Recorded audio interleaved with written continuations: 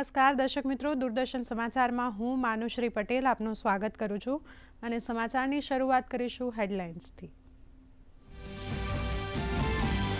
કેન્દ્રીય ગૃહમંત્રી અમિત શાહ આજે અમદાવાદની મુલાકાતે ઓક્સિજન પાર્ક અને સ્વિમિંગ પુલ સહિત 1000 કરોડના વિવિધ વિકાસલક્ષી કાર્યોનું લોકાર્પણ અને કરશે ખાતમુહૂર્ત તેમજ મિશન મિલિયન ટ્રી અંતર્ગત કરશે વૃક્ષારોપણ।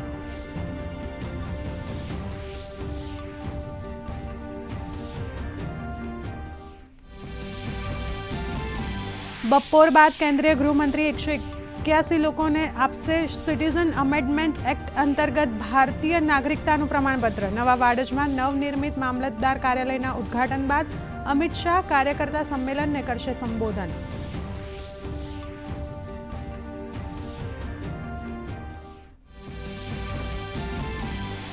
દુષ્કર્મ હત્યા મામલે કોલકાતામાં 7 દિવસ સુધી ધરણા વિરોધ પ્રદર્શન પર લાગી રોક। ઇન્ડિયન મેડિકલ એસોસિએશને પ્રધાનમંત્રીને કરી હસ્તક્ષેપની માંગણી, તો બીજી બાજુ ડોક્ટર્સના દેશભરમાં વિરોધ પ્રદર્શન યથાવત।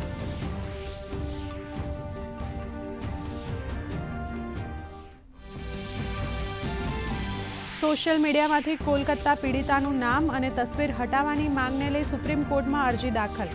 કેન્દ્ર અને બંગાળ સરકાર સહિત સોશિયલ મીડિયાના મોટા પ્લેટફોર્મને બનાવાયા પક્ષકાર। અરજી ઉપર 20 ઓગસ્ટે થશે સુનાવણી।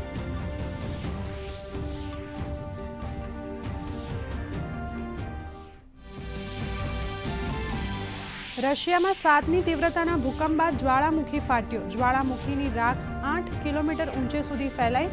સુનામીની પણ અપાઈ ચેતવણી।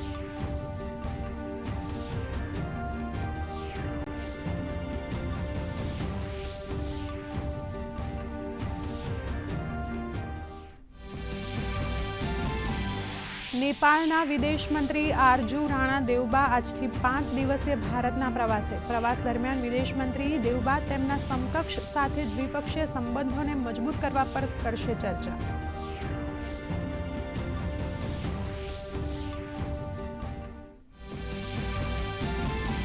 વિદેશ મંત્રી એસ જયશંકર આજે કુવૈત પ્રવાસ પર જશે રવાના। ઉચ્ચ સ્તરીય મુલાકાત દરમિયાન ક્ષેત્રીય અને વૈશ્વિક મુદ્દાઓ પર થશે વિચાર વિમર્શ।